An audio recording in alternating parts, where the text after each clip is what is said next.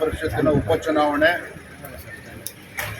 ಮತ್ತು ಇನ್ನೂ 6 ವಿಧಾನ ಪರಿಷತ್ ಚುನಾವಣೆ ಕೂಡ ಮುಂದೆ ಬರೋದಿದೆ.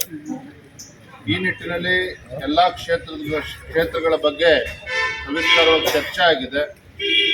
ಚರ್ಚೆ ಆಗಿರ್ತಕ್ಕಂಥ ಅಂಶಗಳನ್ನು ನಮ್ಮ ಕೇಂದ್ರದ ವರಿಷ್ಠರಿಗೆ, ನಮ್ಮ ರಾಷ್ಟ್ರೀಯ ಅಧ್ಯಕ್ಷರ ಗಮನಕ್ಕೆ ತಂದು ಅತಿ ಶೀಘ್ರದಲ್ಲೇ ಅಭ್ಯರ್ಥಿಗಳನ್ನು ಘೋಷಣೆ ಮಾಡಬೇಕು ಅಂಥೇಳಿ ಈಗಾಗಲೇ ನಾವು ತೀರ್ಮಾನ ಮಾಡಿದ್ದೇವೆ. ಚರ್ಚೆಗಳು ಭಾಳ ಅರ್ಥಪೂರ್ಣವಾಗಿದೆ. ಮುಂದಿನ ದಿನಗಳಲ್ಲಿ ತಳಮಟ್ಟದಲ್ಲಿ ಕಾರ್ಯಕರ್ತರು ಕೂಡ ಹೊಂದ್ಕೊಂಡು ಹೋಗಬೇಕು. ಆ ರೀತಿ ಯಾವುದೇ ಸಮಸ್ಯೆ ಇಲ್ಲ. ಆದರೂ ಸಹ ಮೇಲ್ಮಟ್ಟದಲ್ಲಿ ಇವತ್ತು ಹೊಂದಾಣಿಕೆ ಆಗಿರ್ತಕ್ಕಂಥ ಸಂದರ್ಭದಲ್ಲಿ ತಳಮಟ್ಟದಲ್ಲೂ ಕೂಡ ನಮ್ಮ ಭಾರತೀಯ ಜನತಾ ಪಾರ್ಟಿ ಹಾಗೂ JDS ಪಕ್ಷದ ಕಾರ್ಯಕರ್ತರು ಎಲ್ಲ ಚುನಾವಣೆಗಳಲ್ಲೂ ಕೂಡ ಒಗ್ಗಟ್ಟಾಗಿ ಒಂದಾಗಿ ಎದುರಿಸಬೇಕಾಗಿದೆ. ಆ ನಿಟ್ಟಿನಲ್ಲಿ ಎಲ್ಲ ಚರ್ಚೆಗಳು ನಡೆದಿದೆ. ಒಳ್ಳೆ ರೀತಿ ಚರ್ಚೆ ಆಗಿದೆ.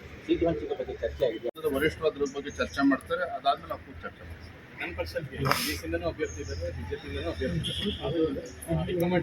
ಈ ವಿಚಾರವಾಗಿ ಚರ್ಚೆ ಮಾಡಿರ್ತಕ್ಕಂಥದ್ದು ಮಾನ್ಯ ಕುಮಾರಸ್ವಾಮಿ ಅವರು, ಯಡಿಯೂರಪ್ಪನವರು, ನಮ್ಮ ಪಕ್ಷದಲ್ಲ ಹಿರಿಯರು ನಾವೆಲ್ಲ ಚರ್ಚೆ ಮಾಡಿದ್ದೇವೆ.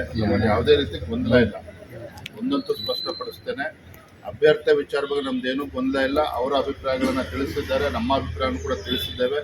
ಎರಡೂ ಅಭಿಪ್ರಾಯಗಳನ್ನ ರಾಷ್ಟ್ರೀಯ ನಾಯಕರು ತಿಳಿಸ್ತೇವೆ. ಒಳ್ಳೆ ನಿರ್ಧಾರವನ್ನು ಕೈಗೊಳ್ತೇವೆ. ಧನ್ಯವಾದ.